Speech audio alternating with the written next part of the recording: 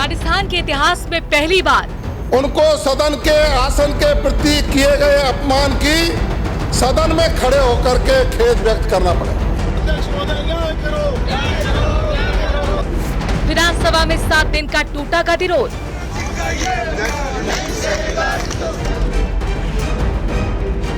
अशोक गहलोत का फॉर्मूला आया काम। अनुभव राजनीतिक कौशल की बड़ी भूमिका।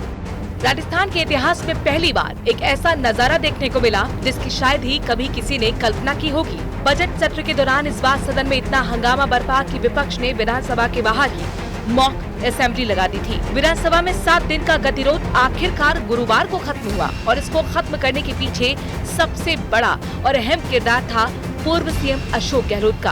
असेंबली में जो पक्ष विपक्ष बोलता है, आम जनता का विश्वास उसके ऊपर होता है। मौका बहुत कम मिलता है, एक साल में 1-1.5 महीना मिलता है मुश्किल से। राजस्थान की परंपरा रही है, हाउस चलता है यहाँ पर। कई राज्यों में 4 दिन चलता है, 6 दिन चलता है।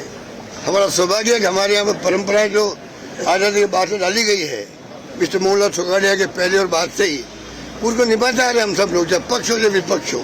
सरकार बीजेपी की बनी है, कांग्रेस की बनी है।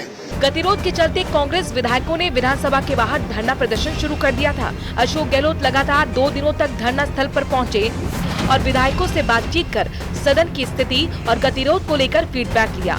उन्होंने नेता प्रतिपक्ष टीकाराम जूली और प्रदेश कांग्रेस अध्यक्ष गोविंद सिंह डोटासरा से भी चर्चा की।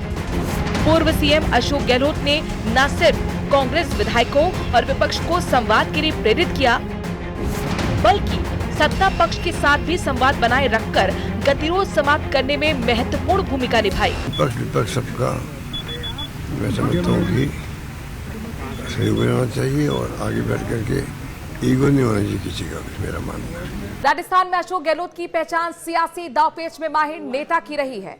उनके बारे में यहां तक कहा जाता है कि सियासी अखाड़े में उनके दांव के सामने कोई नहीं टिकता। वो सिर्फ दांवपेच ही नहीं बल्कि उसमें उनका तजुर्बा, लगातार मेहनत, आला कमान और पार्टी से वफादारी के साथ लोगों से सीधा जुड़ाव भी शामिल है। अशोक गहलोत ने मुख्यमंत्री भजनलाल शर्मा और विधानसभा अध्यक्ष वासुदेव देवनानी से भी लगातार संपर्क बनाए रखा। उन्होंने समझाया कि सदन को चलाने की पहल पक्ष विपक्ष दोनों की ही जिम्मेदारी होती है और जनहित के मुद्दों पर चर्चा के लिए सभी को बड़ा दिल दिखाने की जरूरत है। उन्होंने नेता प्रतिपक्ष टीकाराम जूली को भी इस बात के लिए तैयार किया कि सत्ता पक्ष के साथ संवाद किया जाए ताकि बजट की खामियों पर प्रभावी चर्चा की जा सके। जिसके बाद गहलोत के सुझाए फॉर्मूले पर शाम तक सहमति बनी और नेता प्रतिपक्ष टीकाराम जूली ने सदन में प्रदेश कांग्रेस अध्यक्ष गोविंद सिंह डोटासरा के लिए माफी मांगी।